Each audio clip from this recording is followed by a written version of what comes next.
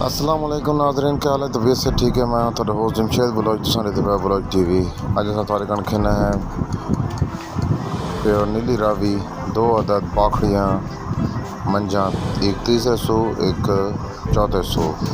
तीसरे सू मंझ बड़ा सोहना कद पुठा एंड सोहना थन लगा है। जिस भाई को ज़रूरत हो साना ज़रूर रब्ता कराए तो अपने चैनल ज़रूर सब्सक्राइब करना है, लाइक करना है तो शेयर करना है। भाई अज दिन थोड़ी लंबी वीडियो होवे, उन्होंने भाइयों की फरमाइश थे लंबी वीडियो बनाते पे। दूसरे नंबर ते मंझ देख गिनो, ये चौथा वारा मंझ दुध का 5 किलो एंड शेर सिंह की सोहनी कदपुर की सोहना। हाँ, मंझी की कीमत मालिक के मुताबिक 2.5 लाख रुपया, 2,50,000 मौके पर कम बेशी हो गई सी। जिस भाई को ज़रूरत हो साना ज़रूर रब्ता कराए। स्क्रीन पर नंबर शो हो रहा है, डिस्क्रिप्शन में नंबर शो हो रहा है। अपने चैनल ज़रूर सब्सक्राइब करना है, लाइक करना है तो शेयर करना है।